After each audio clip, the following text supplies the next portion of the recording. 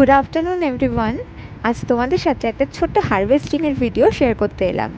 প্রথমেই দেখাই আমাদের ছাদ বাগানে ছোট ছোট দুটো টবে পেঁয়াজ হয়েছে। দুটো টব ভর্তি পেঁয়াজ পাতা আর পেঁয়াজ কলি হয়েছিল, যেটা ফেব্রুয়ারি মাসের দিকে তোলা হয়ে গেছে। যেহেতু প্রায় অনেক দিন হয়ে গেছে, তাই আজকে ভাবলাম দেখি আদৌ কি গাছে পেঁয়াজ হয়েছে। তারপর দেখো, দুটো টবের মাটি খুঁড়তে খুঁড়তে পেলাম অনেকগুলো পেঁয়াজ। যেহেতু টবগুলো ছোট, তাই হয়তো পেঁয়াজগুলো বড় হতে পারেনি, কিন্তু যাই হোক, নিজেদের বাড়ির গাছের তো সেটা যেমনই হোক সেটাই অনেক।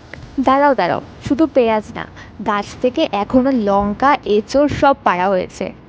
এই লঙ্কা গাছ দুটো দেখো, এই গাছগুলো 3 বছরের পুরনো গাছ। সেই গাছে কিন্তু এখনো পর্যন্ত লঙ্কা হয়। গাছ থেকে কয়েকটা লঙ্কা তুলে নিচ্ছি।